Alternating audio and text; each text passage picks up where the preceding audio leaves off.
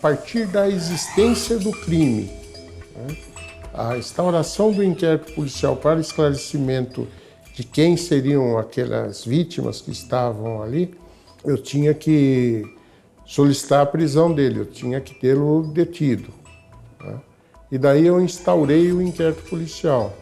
Olha, esse laudo foi feito bem rápido, porque na época, segundo a informação, parece que ele já tinha uma prisão provisória, mas a importância que eu fiquei sabendo é que não existia nada que eu pudesse condenar, tá? Seria só mesmo a prova técnica, que no caso seria o laudo pericial. Eu acredito que se não tivesse o laudo, não haveria o crime. O processo de identificação das vítimas foi muito interessante, porque nós tínhamos, era o nosso propósito, que preservar essas vítimas. Então nós tiramos de cada fita, através de um processo de laboratório, a melhor posição facial daquela vítima em cada fita. Observei pelo menos umas 2 vezes cada fita, para depois começar a extrair as imagens.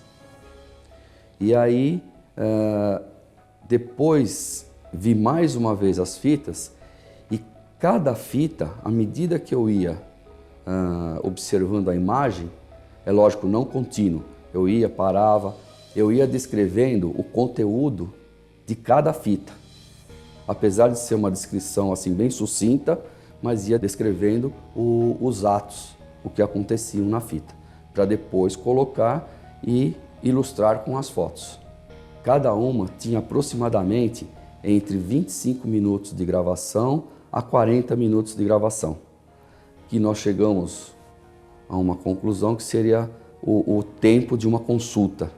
A partir deste momento, nós, em conversa com os pais das vítimas, das possíveis vítimas, nós pedimos que ele trouxesse uma foto da vítima, do filho, para que nós fizéssemos essa comparação inicial, que depois ocorresse o efetivo reconhecimento. Nós tivemos casos de pais que, após saberem de que o filho estava ali na fita, preferiram nem contar para o filho, nem tomar providência, porque depois, passado tantos anos, o filho tinha comportamento normal, não havia, e por que mexer nisso, né?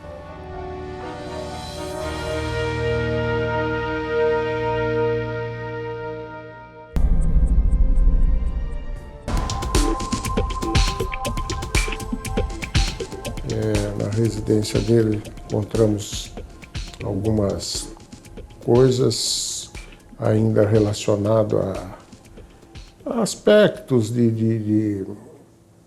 do gosto pela pedofilia. Nós encontramos os computadores onde tinham relacionamento deles, bate-papo na internet, pesquisa e tal, e procurando sempre jovens e adolescentes. Encontramos documentos onde, quando ele fazia esses exames, eles pediam um laudo. Esses laudos estavam no computador. E sites que ele entrava, pessoas de relacionamento. Isso foi algo que serviu para que nós fizéssemos investigações, localizássemos mais um apartamento, identificássemos outras pessoas de relacionamento com ele, mas que não estavam nas fitas, todos adolescentes. Não houve a representação por parte necessária nesses casos. Ali havia uma possível, também por parte desses adolescentes, interesse em se esconder. porque ali eles sabiam o que estava sendo feito.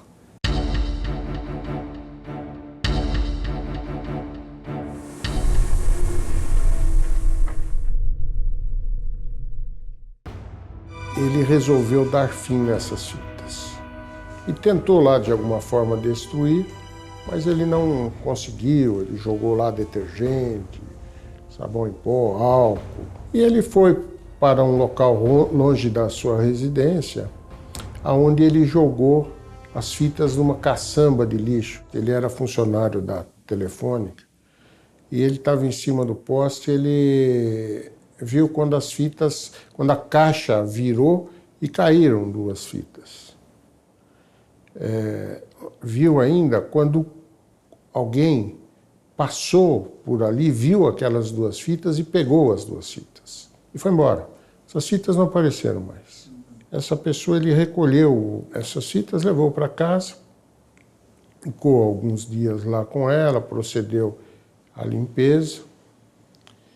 E quando ele foi assistir, foi por ver o que tinha lá nas fitas, ele verificou o conteúdo, que se tratava de um adulto molestando crianças.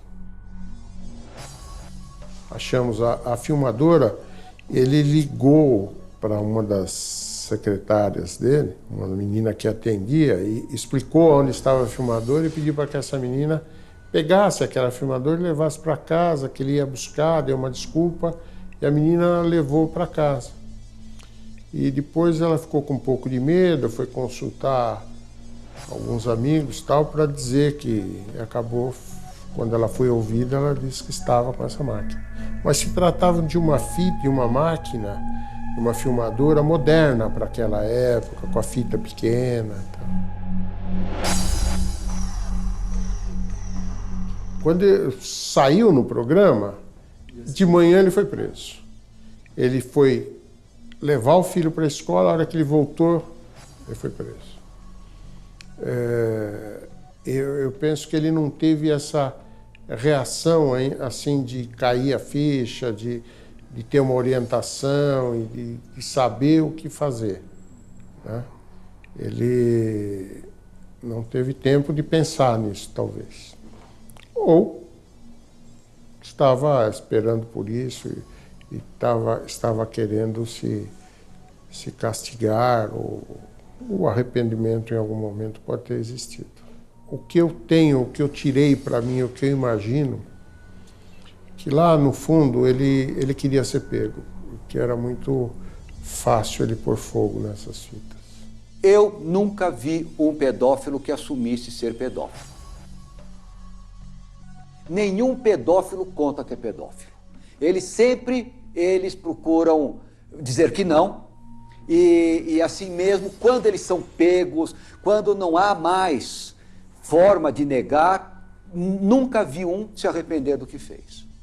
Todos eles acham e ainda dão explicações do tipo, por exemplo, já que ia ser iniciado no sexo ou iniciada no sexo, então por que não por mim, que sou uma pessoa boa, que vou fazer direito, que não vou, etc. Isso é básico, faz parte do quadro clínico do pedófilo. Este é um pedófilo autêntico. Se o técnico da Telefônica não tivesse em cima do poste e visto, jamais, porque ela iria se misturar mais um pouco, viria lá um pedreiro jogar entulho em cima.